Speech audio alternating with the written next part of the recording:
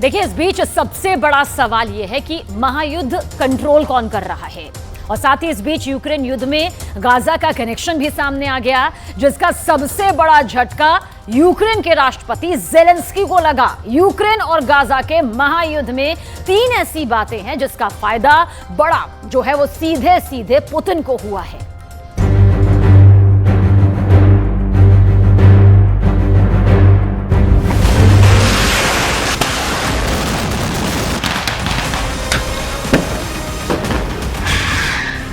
जब दुनिया गाजा में इजराइल की बमबारी देख रही है, जब दुनिया गाजा में 13,000 मौत देखकर हैरान है,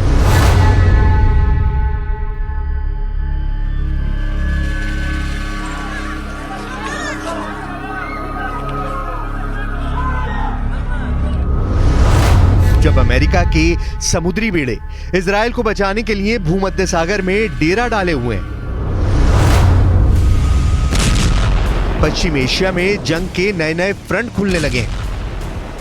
हालात ऐसे हैं कि दुनिया को परमाणु हमले से लेकर वर्ल्ड वॉर शुरू होने का डर सता रहा है।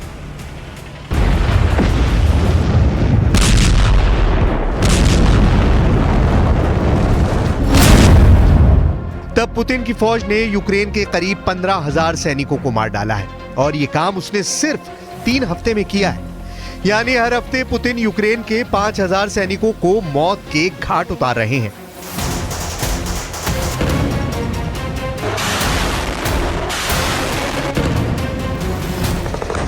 मतलब साफ है कि गाजा की गलियों में हमास और इजराइल के युद्ध के बीच एक जंग ऐसी भी है जिससे पूरी दुनिया का ध्यान भटक चुका है। लेकिन यूक्रेन में रूस जो कहर बरसा रहा है, उसको रोकने वाला ना अब अमेरिका बचा है, ना ही नेटो। यूक्रेन में इस वक्त तबाही इस पैमाने पर हो रही है कि जेलेंस्की के पैरों तले जमीन कब खिसकेगी उनको भी नहीं मालूम। Все попытки ВСУ провести десантную операцию на Херсонском направлении не увенчались успехом. Благодаря упреждающим и профессиональным действиям наших военнослужащих, части морской пехоты и сил специальных операций украинских войск несут колоссальные потери. Всего с начала месяца противник потерял свыше 13 700 человек, порядка 1800 единиц.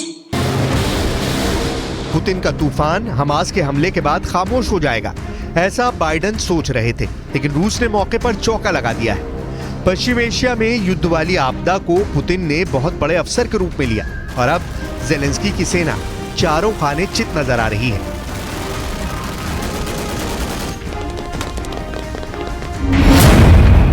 इसकी बड़ी वजह गाजा का युद्ध बन चुका है, क्योंकि अमेरिका का हथियार सप्लाई अब पूरी तरह इजराइल की तरफ खिसक चुकी है।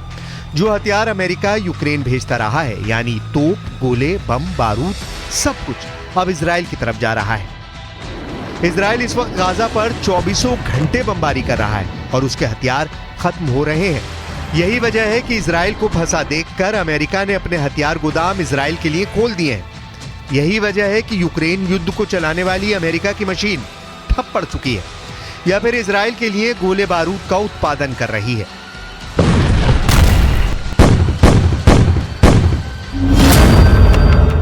बाइडेन की मेहरबानी नेतन्याहू के लिए बड़ी राहत बनकर आई है, जबकि जेलेंस्की को लग रहा है कि अमेरिका ने यूक्रेन को ठग लिया है।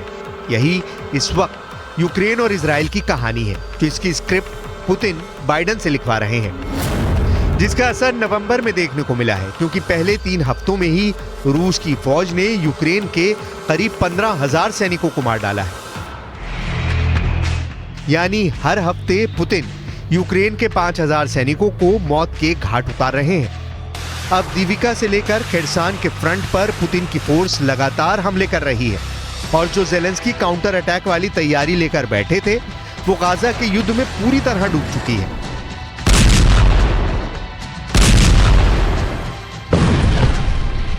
Российских войск продолжают успешно вести активную оборону, уверенно удерживают рубежи на всей линии боевого соприкосновения, постепенно улучшая свое положение. Противнику непрерывно наносится огневое поражение, не позволяющее ему.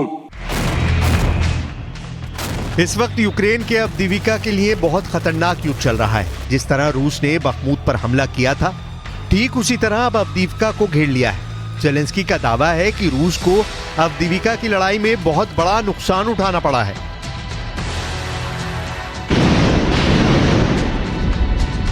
Росія вже втрачає під Авдіївкою і солдатів, і техніку швидше та масштабніше, ніж, зокрема, під Бахмутом. Витримувати цей їхній натиск надзвичайно складно.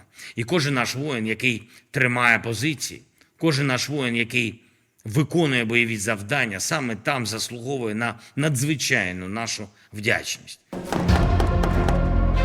जेलेंस्की और उनकी फौज के दावे हमेशा हैरान करते आए हैं।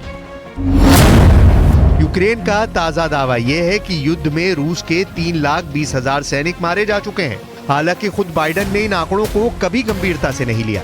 यूक्रेन का दूसरा दावा यह है कि रूस के 5,500 टैंक तबाह किए जा चुके हैं, यानी पुतिन की 70% टैंक पावर खत्म हो चुकी है।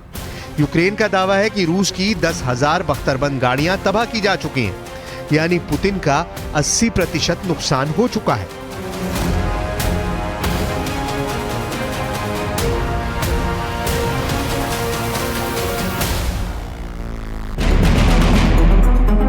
अब तक यूक्रेन के ऐसे दावों का मजाक उड़ता रहा है और यूक्रेन की बढ़ा चढ़ाकर आंकड़े पेश करना अपनी नाकामी छुपाने का तरीका बताया गया है, जबकि सच ये है कि यूक्रेन लगातार रूस के हाथों अपनी जमीन खो रहा है।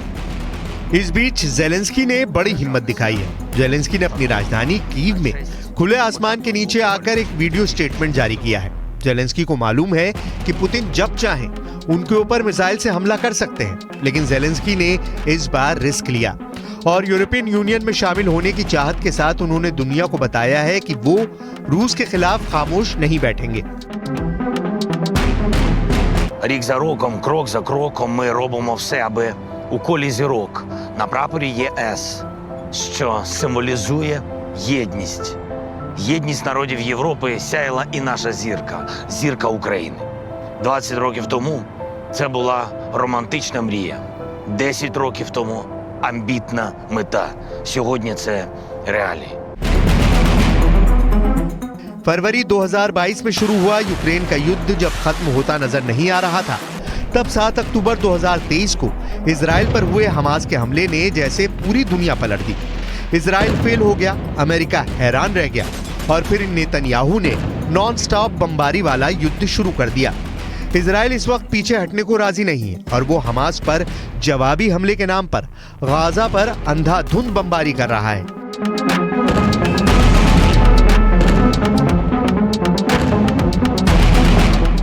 ऐसी ही तस्वीरों में दुनिया यूक्रेन युद्ध को जैसे भूल गई है और इस तरह से पुतिन ने भी पूरी नेटो को भटका दिया है। पुतिन अब जहां जा रहे हैं वो यूक्रेन को नहीं, बाकी दुनिया की बात कर रहे हैं। ब्रिक्स देशों की ऑनलाइन मीटिंग के दौरान पुतिन ने बता दिया कि अमेरिका और बाइडेन पूरी दुनिया में अराजकता फैलाना चाहते हैं और फिलिस्तीन इजराइल का ताजा मुद्दा इसकी मिसाल है।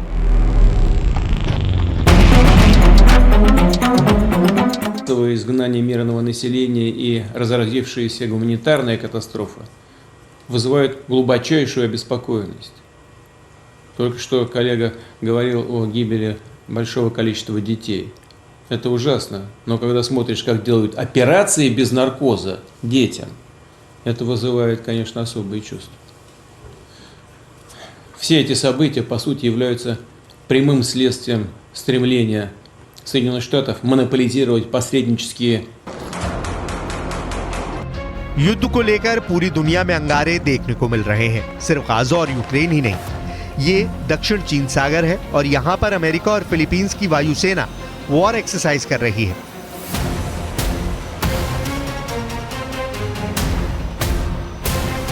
ताइवान के करीब अमेरिका और फिलीपींस के जहाज उड़ रहे हैं। जाहिर है कि इस पेट्रोलिंग का मकसद सिर्फ और सिर्फ चीन को डराना है, ताकि शी जिनपिंग ख्वाबों में भी ताइवान के बारे में ना सोचें। यह है फिलीपींस की वायुसेना का F-50 लड़ाकू विमान, जिसके पीछे पीछे है अमेरिकन F-15 फाइटर जेट। दोनों साथ उड़ रहे हैं। ये दोनों मिसाइलों से लैस हैं और इस बात को साबित करना चाहते हैं कि दक्षिण चीन सागर में शी जिनपिंग की दादागिरी नहीं चलने दी जाएगी। सवाल है कि क्या चीन इससे डर जाएगा?